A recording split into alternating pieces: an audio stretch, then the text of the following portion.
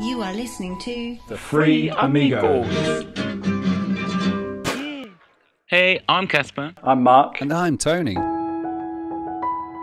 Well, welcome everybody to pod number 11 of the Free Amigos podcast. I can stop you there right now because we're already on pod number 12, guys.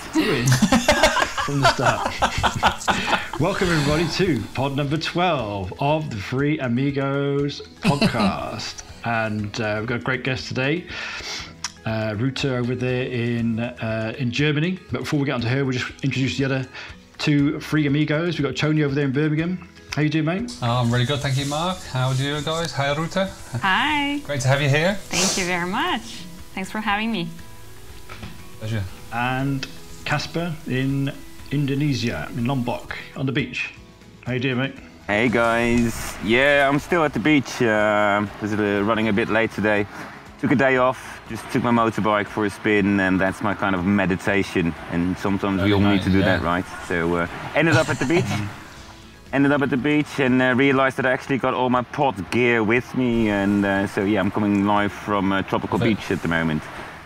Lovely. Awesome. So we just want to get on today. What I want to really talk about, because Ruta is a specialist in transformational life and success coaching. And obviously has branched off and is, you know, we've interviewed a lot of people who are at the beginning of their entrepreneur's journey, and Ruta's obviously now doing got her own business set up and her own coaching business. So it's got a unique standpoint, I think, when we talk about this entrepreneur's journey. And we particularly want to talk about today the mindset needed for life transformation, because I know that's something we're all passionate about, obviously transforming our lives, and you know, that mind shift that needs to happen for people to be able to really step up and realize their potential.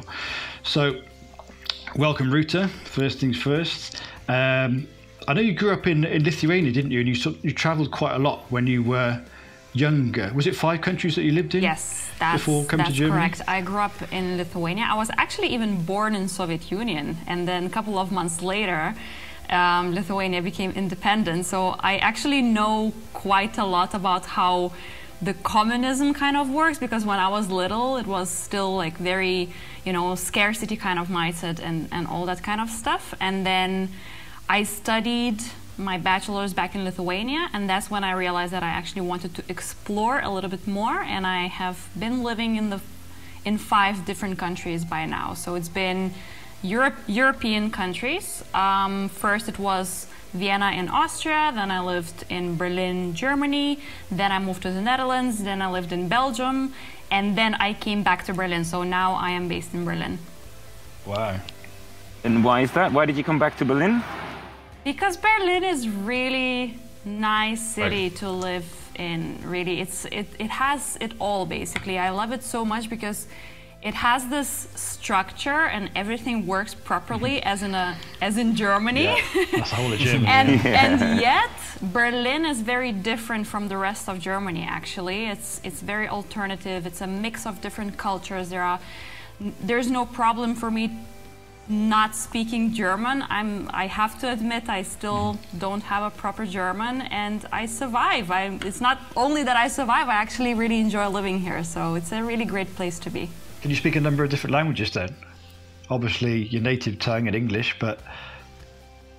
Yeah, so Lithuanian and English. That's the main languages. Some other bits and pieces, German, kind of basic level in a sense. I should really get on with it a little bit. and you know some Dutch phrases as well. Yeah, a little bit. I know that. Yes. What's your favorite one? Leuk. Leuk. Yeah, leuk is a good word. It's a good word. Yeah, I'm not going to explain it. En gezellig, of course. Gezellig. We'll have to Google this. Leuk is just... I don't even know. These are words like gezellig or gemütlich in German. These are words that don't have a direct translation.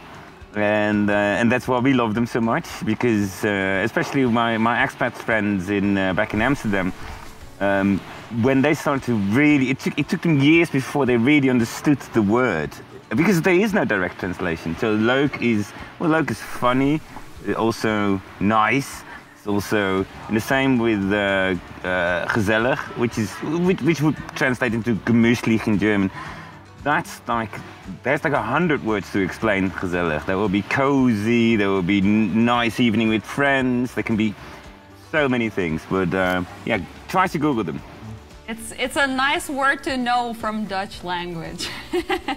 That's the beauty. I just wanted to say that I have quite a similar situation here. Is that first of all, of course, living here, my contacts, 90% of the people I talk to are expats, and then all the staff in the bars and restaurants, their English is really good. So even after living here for such a long time, my Indonesian is really bad. Of course, I try, but when I try to speak Indonesian, they always come back with English to me. It's only when I go into the rural mountains, like I did today, that I really have to practice.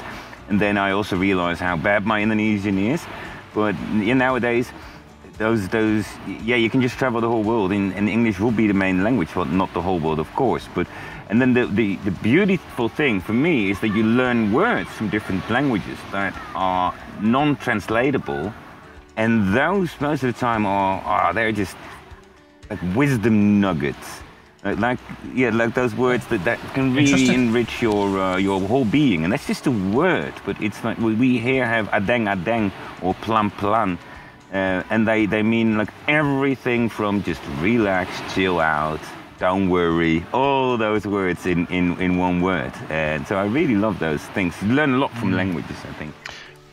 But back to the topic. Yeah, I just actually wanted to get a segue back to the topic, because I feel like, although it's nice to know languages, I personally have a problem learning them, and at the same time I feel like it also limits us a lot, because even if we all of us four now are sitting and talking in English language, but we might have a completely different understanding of what the other one is saying, and our own perception is completely different. The way we see the world is completely different, and the way we use words might give a completely different meaning to any of you guys. So although it's beautiful to learn languages and to speak those languages, especially when traveling, at the same time I see a lot of limitation in that. How do you mean? What's the limitation that you see? Because of misunderstandings, because of the way we communicate with each other, because of also what the language we use for ourselves. And that comes back to the mindset stuff as well. Like, how do we see ourselves? How do we speak to ourselves? What kind of story we tell ourselves? What kind of vision we see? And therefore we put certain meaning to it. And yeah, that to me really limits the way we use the language, or we can use the language. And so my first question here would be, of course, what is the voice in your head? What language do you talk to yourself? I'm glad you asked that, because I was literally just thinking the same thing, Casper. I've always heard this with people who can speak more than one language, and especially if they're non-native English speakers. What language do they think? Yeah, that's always fascinated me. That question. So Ruta, I'll tell you. Ruta, you say first. I think in English. I dream in English. I do everything in English. Since I think the first time when I moved abroad, about 2 months later, I noticed myself walking the street in the city and thinking in English, and I was like, oh wow, okay, why not? And since that moment, I noticed that it was more comfortable for me to actually speak, think, dream English, all of that kind of stuff. And when I use Lithuanian, sometimes I actually really need to think to express myself properly. Because you don't. But you might have that same thing, that because of those words that are non-translatable, what I noticed myself doing in my thought pattern. So my first language, my main language is English, and it's really hard for me to switch back to Dutch. But yeah, no. So this is quite complicated. One of the things is that I had a similar moment as you had. I literally woke up one night because I was dreaming. It was just in a dream, everything was okay, and I was in a swimming pool with my dad. Don't know why, don't ask questions, but I said something to my dad, like... Did you say? Or your dad? My father. My father. Dad, sorry. Father. Sorry, I thought you said your desk. You're working my away in the desk. pool. Yeah, don't ask any questions. I was in the pool with my desk. No, with my father. No, I was in the pool with my father, and I said something to him like, I can't remember what I said, but I said something to him in English. And we had a conversation in English, and my father, in my dream, my father got confused, and he said, "Why do you speak English to me? I'm your father." And he said that in Dutch. And I was so confused that I woke up. And that was the moment I realized that I was actually dreaming in English. Like you said as well, Ruta, that's a really big switch, or a really big moment when you know that your main language has changed. But then the thing that I see is sometimes, just when I'm not talking to anyone, but just talking to myself, so my own thought patterns, sometimes it's again the path of least resistance. Sometimes there's a word or a way of saying something that's way quicker in Dutch, or maybe even in German or Italian or French or Indonesian. So my mind thinks that worked. So you get like really strange sentences that just go, pick one word from that language, pick one word from that language, and that's how it constructs to make the thinking patterns as fast as they can go. Awesome. That's how you must have kind of the same thing there. That sometimes you right, Ruta? Sometimes there's a word that you. Well, it takes you 2 sentences to say in English, but it's just one word in German or in whatever language. Yeah, it does happen. Like probably the one thing that I always, or most of the times, do in Lithuanian is counting. Oh yeah, that's the main thing. There's 2 things. There's 2 rules here, guys. There's 2 rules. Counting. In what language do you count? So now 3 in total. What do you dream? Counting. You can really see the difference there. And one having sex. Yeah. That's also yeah. No, seriously, it's really funny. It's really funny that that's body language now. They can cut it. No, yeah, people just get in the zone or something, or I don't know how to explain it. But that's also one of the things that I heard from so many travelers that then. So they've met this lovely, lovely girl, and they go back to the hotel room, and then suddenly she goes, "Oh yeah, genau, yeah," and the guy, "Whoa!" Oh my God. Yeah, Unleash the beast. yeah. That's seriously, those are the 3 things. As far as I know, I'm never having sex, so hey, how could I know? Just heard it from someone else. We're 15 minutes in, and I've learned a huge amount already. You don't have to comment on that one, Ruta. Not about the topic, but no, yeah. You can move on from that one, one if you like. You don't have to comment on that one. But we'll just go back a bit, because what I'm really interested in, beyond languages, of course, because we're so lucky with English, we can travel most places and get away with it. But you know, I mean, you went into this whole corporate world, which so many people go into. You know, I've gone into, Tony's into, Casper, I think, kind of was in it at one point. But you realised that something wasn't quite right. And a lot of people spend their entire lives in these worlds, in these kind of comfort zones. But I'm really interested to know, what was it for you that got you out of that and, you know, onto this path of, you know, finding more fulfilment and you realizing your potential. So yeah, what was it that switched for you when you got out of that corporate environment? Mm-hmm.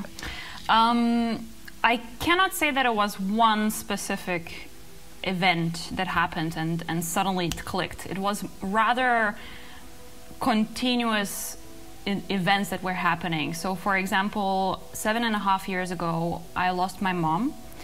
And when she passed away, that was the first hit that was like, holy cow. She was 47, and that was really waking me up to realize how short our life is. And even though life was short and I realized it in theory, I was not really fully living it. So I kind of said to myself, oh, come on, my mom wouldn't want me to see me sad or grieving or something like that. And therefore, I was just having fun and going out and seeing friends and doing cool things and all that. And then I realized that I was still not really living fully. Then I got in a relationship with a really amazing person for 5 years, but he got really severe health issues.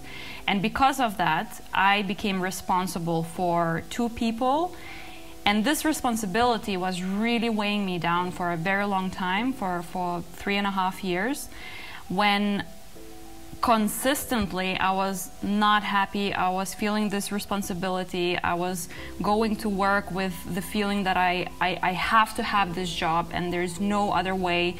Also, what played role was my upbringing, because being grown up in a scarcity mindset, in a place in Lithuania where it was kind of like, okay, a given that you have to follow these specific steps to succeed in life, in quotes. I just basically followed whatever was given to me or expected of me, or I was even expecting of myself. I wasn't really questioning. I was just living life according to what I thought was what a good person would do. So I was trying to fit into this box of being a good girlfriend, being a good daughter, being a good employee, being a good person. And one day I saw a post on Facebook, actually, of a friend of mine who was studying psychology at the time, and she was searching for clients, practice clients, for her final project. And I was like, oh my God, this is a sign that I need this, because at that time, it's been that I lost my mom. I've been for 3.5 years in a not working relationship, completely dysfunctional relationship. And I was really, really, really unhappy. And when I saw that post, I was like, thank you so much. Whoever brought this to me, this sign to me, this is definitely something that I need to do and take that opportunity.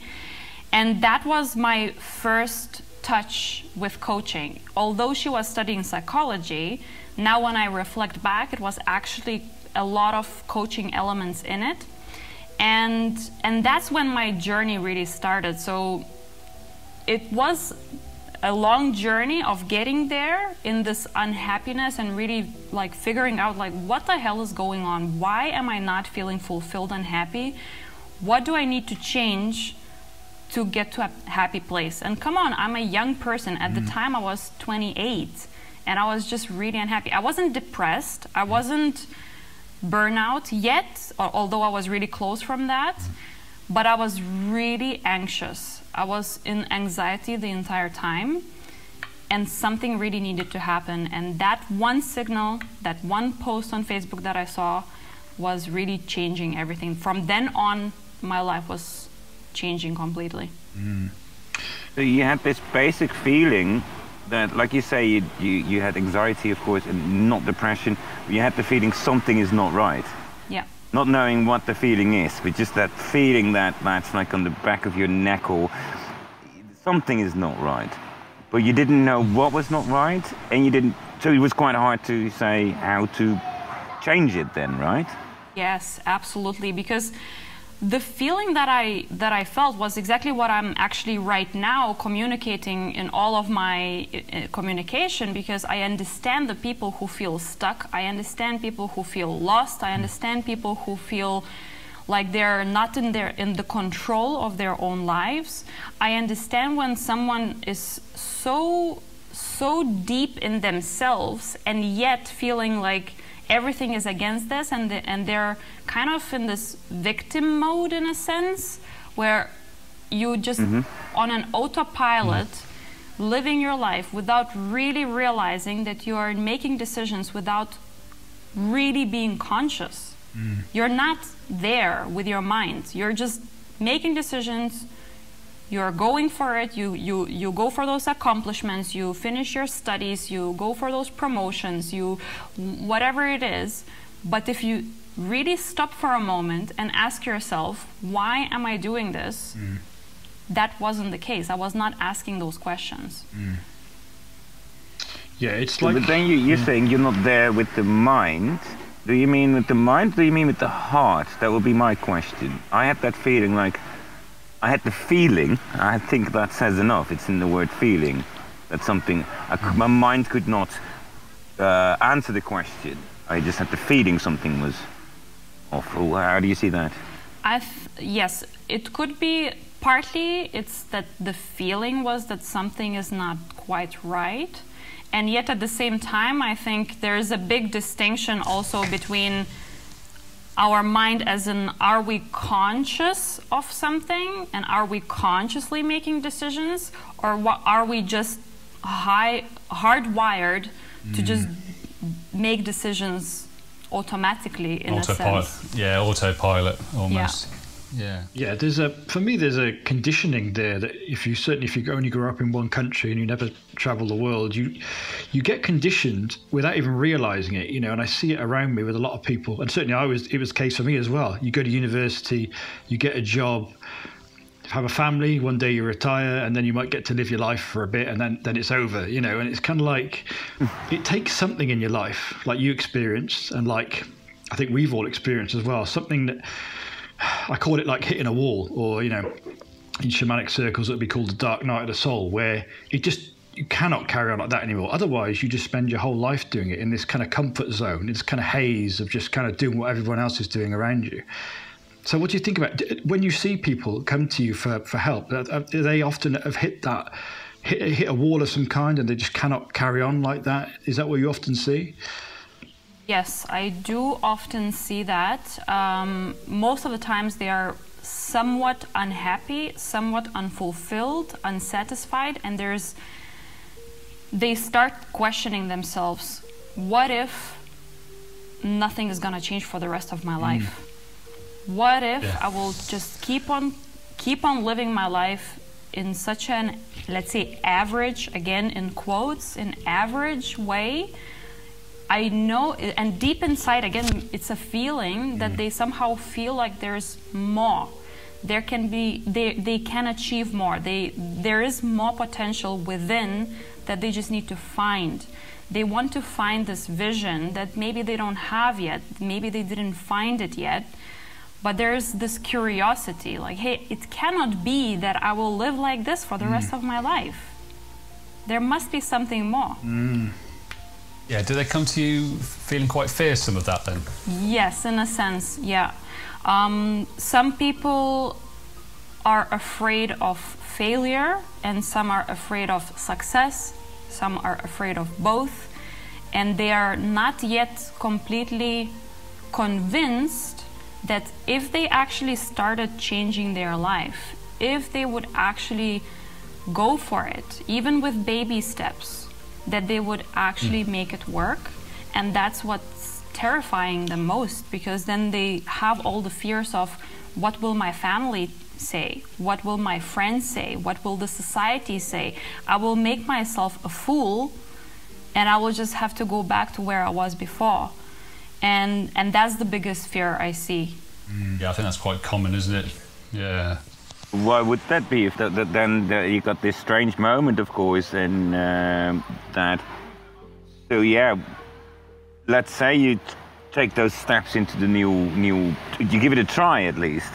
You can see that in two ways, right? You can, well, let's say you give it a try. You invest in your new worlds or whatever ways, and then so the fear is, of course, that you come back with your tail behind your legs, kind of a tail between your legs. You come back and you have to say, sorry, it didn't work, and everyone will laugh at you. But on the other hand, you can just say, hey, I tried. Absolutely, absolutely. This is something that I feel like, in my case, why it took me so long to actually go and try was because I have never had visionary people around me. Most of the people around me, most of the people that I was familiar with, and this comfort zone, was the people who did live those average lives. Again, in quotes, there's nothing against it. If people are happy with it, that's completely fine. But I realized now that I didn't have those visionary people who went for it, who were not afraid of failure, who were not afraid of just pursuing their dreams, and who didn't stop, didn't give up, and just stood up and didn't care what others will say. But in my environment, that was the normal, to be afraid and to stay in the norm, to stay in the society where you will fit in. And yeah, that's I think very, very common, that people are really afraid of being different. Yeah. To stand out. It's that phrase we all love on here. We talk about it all the time. You're the average of the 5 people you spend most time with, isn't it? You literally do just become the people around you. And like you obviously had this moment when you saw this ad about the coaching, and I think I can certainly speak for Tony, and I think Casper as well, you know, seeing this ad for mentors that woke us up, you know, because I knew I had that feeling as well. Something's not right. I'm supposed to be doing more here. I'm not aligned with my purpose, but I didn't know how to. The idea of setting up my own business just looks like impossible. It looked like such a tough thing to do. I had no idea where to start. But then, you know, seeing that training initially, I was like, it's easier than I thought. You know, it's obviously a hard journey, but here's this path that can make it happen. It's just like a light bulb moment, isn't it? Oh, okay. Anyone can do this with the right attitude. And again, I think that one of the most important things is, like, it's not just training or learning new things. It's the fact that we have a podcast going on for 12 episodes now. It's you meet people that are those people that you actually want to surround yourself with. The people that say, hey, let's just do this, let's go for it. And yeah, I'm afraid, you're afraid, but I can do this, you take this bit, and then suddenly you become a wagon altogether. Yeah. And I think it's for me, it's even more, it's the community that you are surrounding yourself with the right people. And the funny thing is, well, if you start to surround yourself with the right people. I had a conversation about this with a couple of friends and also with my mom 2 days ago. My mom says, why don't you call your old friends anymore? Are you having a fight? Or did something went wrong? And I said, no, I'm just not bothered. I'm just not bothered. I'm busy doing positive things. And it's not that I love them and they were great guys, but it was. And there's no bad feelings. They can call me any day they want and everything good. I'm just busy building an empire. I'm busy building my dreams. And because I finally found people around me that have the same, I slowly changed the people around me. And I think this is something, again, when you talk about those fears of that are built up by your society around you, the way you grew up and the people that you have around you, they keep you within where you are because of their fears, of course. So you get like a group of 5 people that have fears. And now we all have fears. Now no one is going to grow. And to the moment when I met other people, it was not that I got rid of the people that were not good for me. It just didn't bother me anymore. It just didn't. It was not. It's kind of like looking for bricks to build a house. And if you don't bring a brick to the party, we're not going to build a house. So. And everyone that did give me stuff to build a house, that said to me, yeah, I'll help you with this, I'll help you with that. Now you're going to grow. Yeah. Now you're going to grow. I think it's a really, really important part. I can so resonate with that, because I can tell you that in the last year or a bit more than that, I have almost completely changed the people around me. Like the people from my high school, from my bachelor, from my master's degree, from the jobs that I had, almost everyone no longer is actively in my life. Doesn't mean that I am completely like vanishing and I'm completely no longer interested in their lives, but I really now set boundaries. I completely selectively choose who do I want to spend my time with, and if I know that spending with those people time is not going to really be of value in any way, and it doesn't mean that it has to be like always taking. It's also I want to also help people. So if I know that I can help someone, or if we will have an amazing conversation, or maybe we will have an amazing experience together, great. But if that's not the case, I rather spend time by myself, because in this process of growth, in this process of changing my mindset and becoming an entrepreneur, becoming a coach, becoming a leader, I really started enjoying time by myself. I rather spend time, quality time by myself than with people who don't belong in my life. Yep. And that's really, really important also, that even if people are afraid of change and they're afraid to kind of stand out, but time will show that they will attract the right people in their lives. That maybe in the beginning it's a little bit of like, oh my God, everybody will leave, or everybody will think that I'm crazy, that I'm doing this.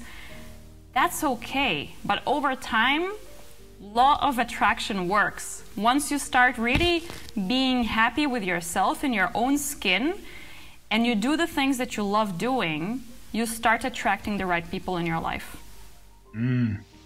It's all energy, isn't it? This is what I was going to say, is like, you know, what we're all doing is we're effectively raising our own vibration on energy level because of the people around us. And so what happens is that you no longer fit with those people that you used to be around, because their energy is not at a high vibration. And we also talk about, you know, our jobs now. So me and Tony talk about, you know, job situations. It's a low energy environment. It's low energy work that we're doing. It just doesn't fit with our new vibration, you know, and so eventually it has to be shed, you know, it has to leave at some point. I mean, you do it at the right time for everybody on this journey, but it has to fall away at some point, because you're just raising your energy all the time. People and ways of working and lifestyles will change as you go along, isn't it? And it's a great thing, really. Absolutely, absolutely. And another criteria that I look for when I really want to hang out with certain people even more, then I look like, is there something that I can really learn from them? Maybe there's the way they are. Maybe it is the way they think. Maybe it is the skills that they have. Maybe there is something that I can give to them so they can learn from me, but also the other way around. Because otherwise it's like, it's just having fun, which is great as well, but when you want to really consciously decide how you spend your time, you probably want to learn something from the surroundings, from the environment. Yeah, now I've got something there that's a really great life lesson that I learned when I was young, and that's especially for people that are listening that are still having a day job and still don't really know how to get out. When I was at my first job, after 2 years, I saw the whole company going in the wrong direction. And so I went up to HR and I said, guys, I'm going to quit my job because the company is going in the wrong direction. And this woman, she asked me two questions. Basically, she just said, so what are you going to do when you quit? I said, well, I'm going to start my own business. And she said, and why don't you just stay for a while to see how not to run a business? I was working I was working for MTV, so one of the biggest companies worldwide at the moment, when it was on its high top. And so this was after 2 years, and I stayed for another 2 years within a company that was not working. And the good thing is that the moment when I woke up and went to work, I didn't care. I didn't really care about the job, because You're already free. Yeah, I already quit. I already quit, so they couldn't fire me anymore. But so now I'm going to go to work, and of course I do the things. Still got the social things, and you still need to do your job, of course, but not per se with passion, because my passion now became to find out what people were doing. It was like a social experiment. It was a 2-year-long social experiment on how people work within major companies, how people manage and direct their teams, and what is wrong, and therefore I learned what is right. And I think that's a really valuable lesson. For me, it was absolutely one of the most valuable lessons I ever learned in my life, to also see the wrong thing, and then you can learn the right thing. Appreciate the right thing, Yeah. Totally makes sense. Also, in my personal context as a coach, that I feel like because I've been through some difficult times in life, which were the wrong things, in your words, that's why I learned the right things. And now I can help people better because I understand what they're going through. And because I think for people to actually work with the coach in this case, it's important to trust that person. It's important for them to trust and respect the coach and know that this coach actually knows what he or she is talking about, because they've been through it as well. It's not just that, you know, some kind of beautiful story that they say and preach, like, oh, I'm a coach and, you know, I know how things work, or how to find purpose and how to achieve your goals and so on. But there's a big, big part of the experience that you've had in life, and the personality that you have, and the upbringing, and all those little details, they all play very important roles in being a good coach. Yeah, especially on... I've got a question there. Go on, Carlos.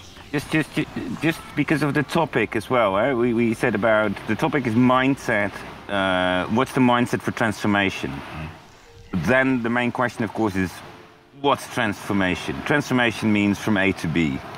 What are those things? I mean, this can be so many things. What is your thoughts on that? Or can you specify how what transformation? To me, there are different levels of change in the way you see the world. So there can be that you have new knowledge. Maybe you learned something new. That's like a little tiny chunk of transformation in a sense. The next level is where you actually really have a new perspective. You open your horizon and you see things in a different way, or maybe in a wider way. So you no longer live in that complete tunnel vision, but you actually see a bit more and differently, and you start seeing things in a different way. And the actual transformation, for me personally, is when you really unleash that potential within, when you get rid of the limiting beliefs that were holding you back, and when you transform your identity, and therefore you transform your reality. So you basically are no longer this person in the past, which is this is your past, you respect that, that's part of you, but now you realize that this is the new me. It's like a new normal, a new identity. And that's what I mean with transformation. It can be into anything. It's up to the person that wants to transform into something, like you said, learn something new or create a new, well, maybe just not a full new me, but a part or something like that. Absolutely. To give very simple examples, it could be from a person who is terrified of speaking in front of a camera. Now suddenly that person is speaking in front of thousands of people on the stage. Or from someone who considers themselves as those, let's say, overweight and unhealthy and that kind of stuff. They now start seeing themselves as healthy people who treat themselves well. So that's a transformation of identity, of really seeing themselves and the world around them in a completely different way. So they almost need to see that vision of their future selves first in order to achieve it? Do you mean like, you know, visualize themselves in a future where they've lost that weight, and in order to gain that mindset to be able to do it? Yeah. Yes, absolutely. I am actually going through NLP learnings right now. I'm studying NLP, and one of the most important things that I learned in NLP is to always visualize not something that you don't want anymore. So for example, you want to get rid of the debt, or you want to lose 20 kilograms, or whatever that is. But instead, to visualize what do you want, who do you want to be. Instead of the debt that you want to get rid of, you actually want to buy an amazing house by the beach.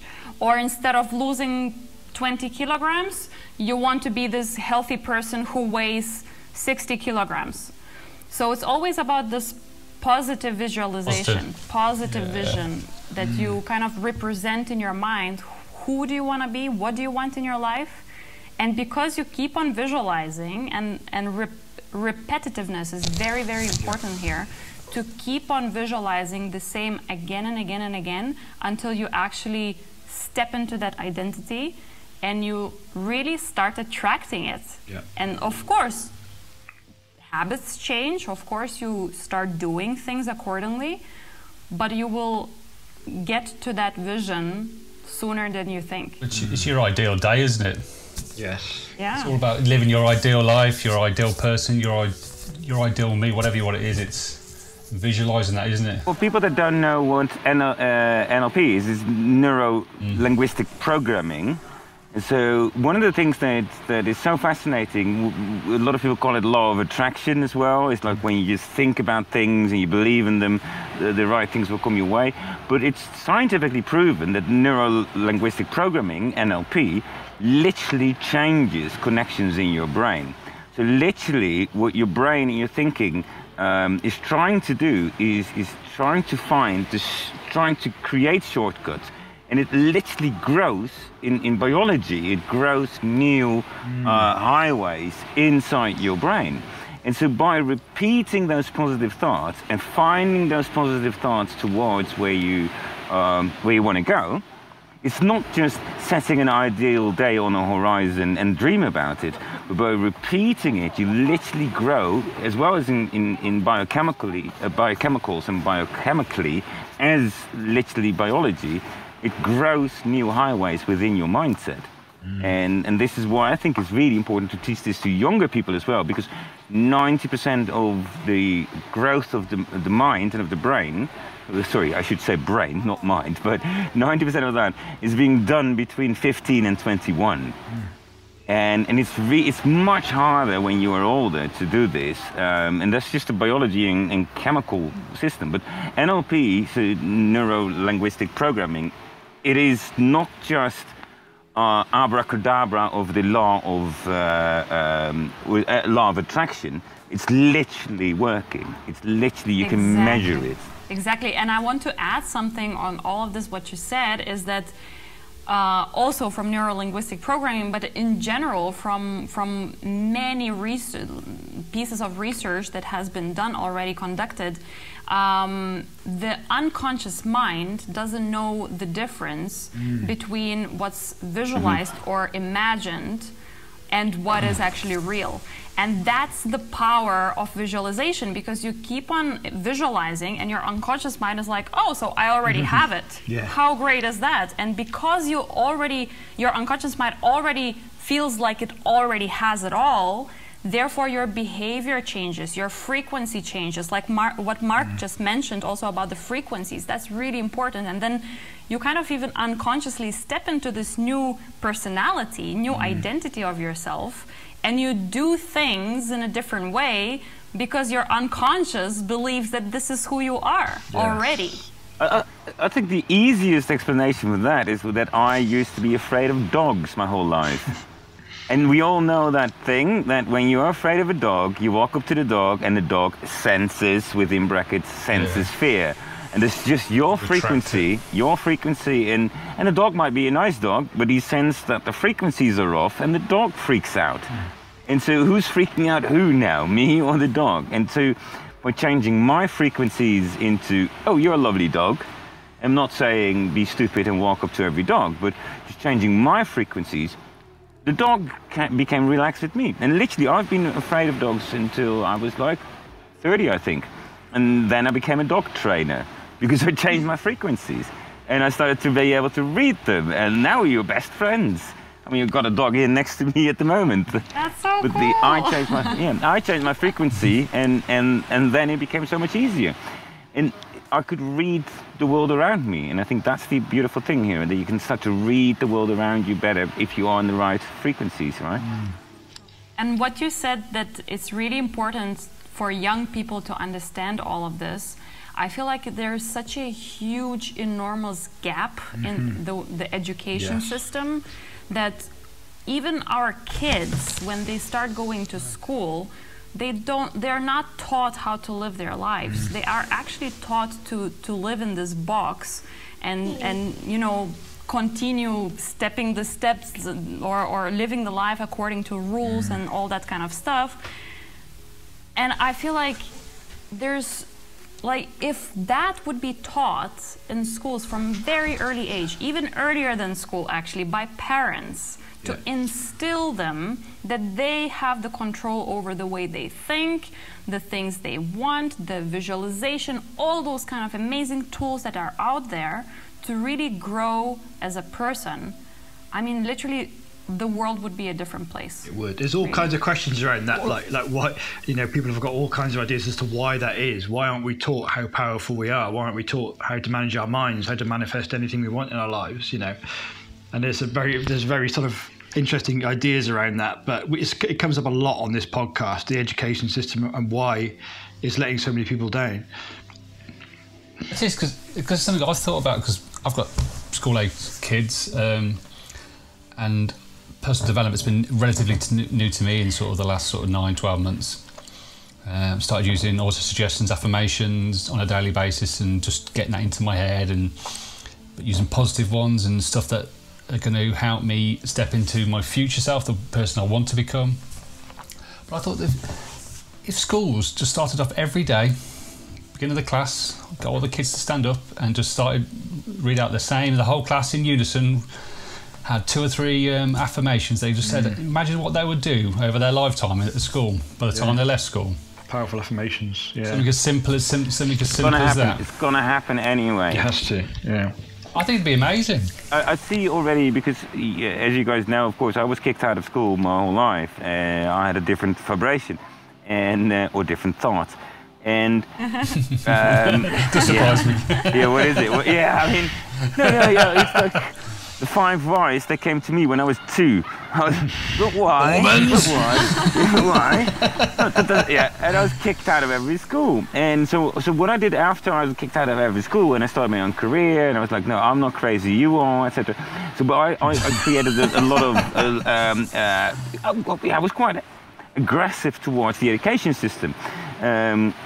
And then, but because of those conversations with a lot of people about the education system, I also see that there is a lot of new directions starting to pop up. So there's a lot of new ways of, a lot of new schools, especially in Holland. There's a lot of them now: free school, open schools, LOL schools, or I don't even really know what. But it is. I heard from a friend that they actually do meditate an hour a week with the kids. Okay. Good. I mean, how amazing is that? Just an hour meditation with the kids. It's so, and this is. I think this is inevitable to happen. If we all say this as well, if we all say like, hey, that's what we should do. More and more teachers will start to pick it up, and we are kind of the leaders here in coming up with those thoughts, or. Because we don't really, well, we are teachers, as you are a coach as well, so you are a teacher. So it's up to us and everyone that's listening, of course, also to teach this to the new generations. But I think that, let's say 20 years from now, it will be like that you start your days with positive affirmations, and they start about really learning the things that they maybe I'm just a positivo here, but I really believe in that. Let's that's what's visualize it and imagine it's already happening. I'm not giving up. I'll never give up on that. I'll keep this positive thing, because I think that's my future perspective for the world, definitely, yeah. I think it's really important. There's no doubt that things are changing, yeah, it's inevitable. Things are on an upturn, definitely. But I just wanted to ask one question. You know, the people that come to you are obviously ready for change. They're ready to do what it takes to make it happen. But then, you know, we all know people who are just kind of stuck in a groove and just going through life in the comfort zone. Is it possible to reach those people? Because, you know, I speak to friends and neighbours, and, you know, I can see that they're stuck and that they need, you know, some way out, and I try and talk to them about, you know, creating your own business, and it just doesn't sink in for them, you know, that they can live a better life and more potential. Do you think you can reach those people, or does it have to be a moment where they wake up for themselves and make that decision? That's a very good question, actually, because I've had a lot of discussions with my peers in the coaching environment about this, and I feel like there are different levels of readiness for change. And what I have realized as a coach, having some experience in it by now, is that yes, some people might not be ready yet. So you might be basically throwing stuff at them and they will not be able to pick it up at all. So something needs to click, something needs to happen for them so that they will actually realize that, okay, now I'm ready to get to that first level and make that change. But then there are different levels in transformation and in readiness, where maybe the next level would be to go deeper in this identity. Because let's say when I look back at myself, a couple of years ago, I was the very beginner. Just like Tony said, you started 9 months ago. I started over 2 years ago, 2.5 years ago, my own journey. And back then, I also had no clue. But then, at some point, I already had more or less an understanding how my thought patterns are actually happening. What are the things that I need to get rid of? I understood myself much better, but that's when I realized I also need to up-level myself and go to a different coach and seek for a different type of help, different type of coaching journey to get to that next level. So saying that, I believe that there are certain levels of readiness to really be open for change and to be able to pick up the stuff that the coach or whoever it is that's giving you this knowledge, sharing this wisdom. You have to sort of triage your clients then and almost get them to see where they are and then to bring them to a baseline to where you can actually then start pushing forward with your transformational coaching. Do you have to obviously have the initial assessments? I do some assessments in a sense of having a conversation, a first conversation, before we actually decide to work together. I always have those 30-minute chats with them where I try to understand what are they really going through and how badly they actually want the change. Because wanting it badly enough is already a good start to actually work with someone, because if somebody comes and like, yeah, well, I'm kind of not happy, but I'm not sure. Well, that's not going to work. So somebody has to be so uncomfortable with their status quo to actually move forward. And this is, I think, a perfect time for me to also share what I think is really necessary for a transformation in general, for a real good start. I call it a pull and a push. So if you have a pull, as in you have a great vision and you're pulled to that vision, but you're still kind of comfortable in your current situation. You still have your job, it pays your bills, it's kind of, you know, your family accepts you the way you are, all that kind of stuff. You're not as drawn to that vision, you're not really daring to take those first steps to go there. But then, whenever you become uncomfortable in your current situation, that's when the push comes in, when you're like, oh my God, I cannot handle this anymore. This is making me so depressed, unhappy, burnout, anxious. I'm just completely lost. I need something to happen to actually get to that vision. And that's when the push and the pull start working together, and then you start moving. And that's when you actually become really open for help. You seek for help proactively, and you reach out to others to actually make a change, the first steps.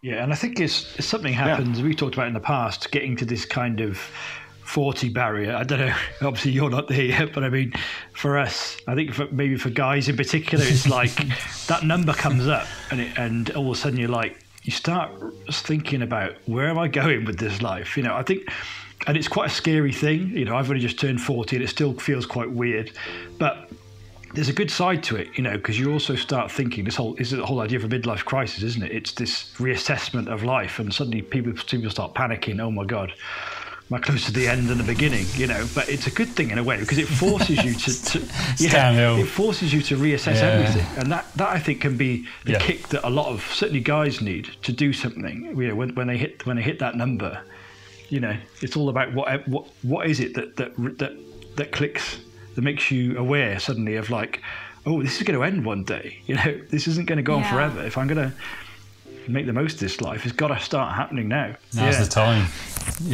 I'm just not sure if that's really a number thing. It's just about, like, for me, for example, it was much earlier. I got to that point at 28 years of age. And I see a lot of different people reaching that stage in different time. Like for some it's 28, for some it's 35, for some it's 45. My grandma, she is actually completely transforming her mindset. She was over 70 when she became a yogi, this person who was completely super conservative in her life. She has never done any sports. She was never interested in any mindfulness type of things. Now she's just this yogi who is practicing yoga every day for 2 hours. Wow. And she just completely changed her mindset.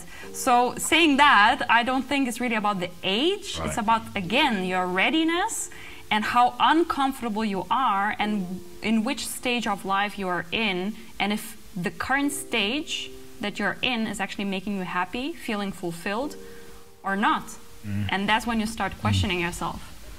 I think I fully agree with what you say, because what you said earlier when we talked about, so what is that transformation then? A transformation is not per se going from one life to another and now we're done.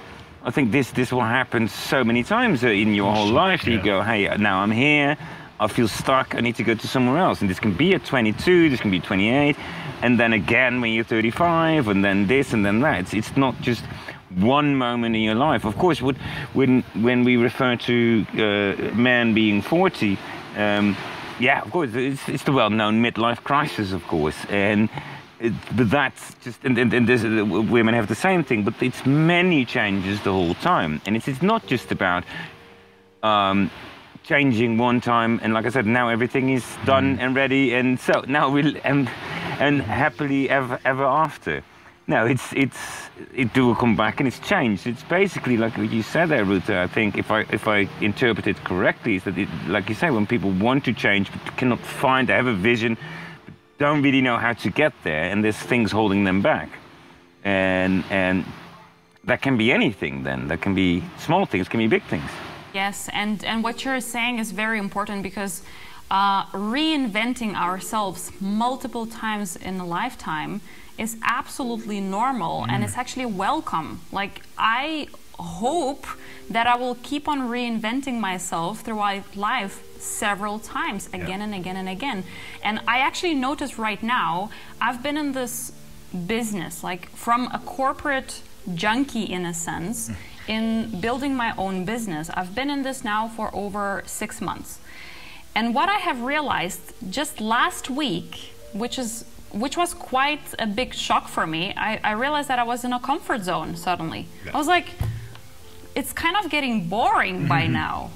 And I thought, interesting. So I need to get to that new level. I need to reinvent myself again to expand that comfort zone and to kind of push my boundaries, because I became too comfortable in what I'm doing. And I need to get to that next level to grow and to enable myself to feel like I am in a way challenged, but challenged in a very positive way. There's no end to it, is there? You know, we talk about, reaching your potential, but the potential is infinite, is limitless. So you could break down one room, and you just in another room which has got bigger boundaries. You expand your awareness, you reach the edge of that room, you break through, there's another room, it's bigger, you reach the edge of that. But that's the process, isn't it? You just don't want to get stuck in a room. That sounds really negative. The way you say it now is like really negative. It's like, so you break down, there's another box. I'm still inside a box. Yeah, but all the time you're becoming freer and freer and more aware and happier and happier, hopefully. Yeah. I know what you mean. Your boundaries are expanding all the time, yes, aren't they? I actually watched a masterclass of Stephen Kotler, a guy who is amazing in the topics of abundance, flow, peak performance, and that kind of stuff. And he was actually saying that the ass kicking never ends. It just never, ever, ever Life ends. is suffering, yeah. Like giving or receiving. Great. That's Who's doing the ass kicking here? That's the point. I love it. I love to kick some asses. It never ends. Yeah. Oh, I love it. Thank you. Good to hear. do some more. But wouldn't it be boring Well, if but it wasn't? it's all about kicking your own ass at the end. It's the same. It's the same. Yeah. Self-fulfilling ass kicking. I like it.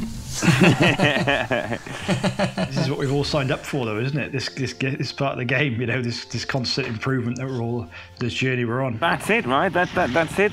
So the things that we talk about today, so amazing is that we talk about those. Okay, so what is the change? What is the mindset you need to have? And a lot of it is just also self-discipline. Self-discipline and wanting to change. And there I have to just give this really, really bad joke, of course. Like, how many psychiatrists does it take to change a light bulb? Well, only one, but the light bulb really needs to want to change. I think that sums up the pod, really. But it's like, it is, but it's so true. It's so true. Yeah. It's the individual. Like the student comes to the teacher when the student is ready, and the teacher leaves the student when the student is really ready. Yeah. And that's the beauty of coaching, is using so you might even feel like you're in almost too comfortable now because you managed to get your knowledge and your system around, and people come to you and you help them, and that's beautiful. And now you need to take your next step. Now suddenly you became the teacher and not the student anymore, although you're still a student, because we all are. Yeah. We are all students for the rest of our lives. If we are open, if we want to grow, we will stay students forever. Yeah. Beautiful. Brilliant. That feels like a good place to end. Thank you, Ruta. That was fantastic. It was just aligned with everything we talk about every week on this pod, you know, fits right in. Yeah, perfectly. Awesome. You know. Thanks for having me. It was a real pleasure. I really enjoyed having a good laugh and some great discussions. Yeah, we always have. We make sure we have a good laugh on here. It's the beginning of a long journey of wisdom, I think, if I hear all those things today. Totally. And we all are. I see that we are all in the same boat. Yeah, we're all on that journey, definitely. We're all at that awakening moment, and we're all continually pushing. Which is how kicking our own asses. we've all come together, isn't it? We're all a similar sort of energy. Yeah. Anyway, thank you, Ruta. We'll close this one down, and thanks, guys. We'll be back next week. Awesome. Thank you, guys. Thank you. Thank you, Have Ruta. a great Thank day. you, guys. Bye-bye. Adios. Adios. Adios, amigos. You have been listening to Free Amigos. Hey there, hope you've really enjoyed listening or watching to the conversation today. And as promised, we have all the links to the topics discussed in the description below and also on our website. And if you're watching this on YouTube, please feel free to hit that subscribe button or follow the link to our brand new website where you can sign up to our weekly newsletter. Thank you for watching or listening. We hope you got something good out of it. If you've got any interesting topics you'd like us to discuss or any questions, please don't hesitate to get in touch. And that's it. See you in the next pod. Adios. Cheers.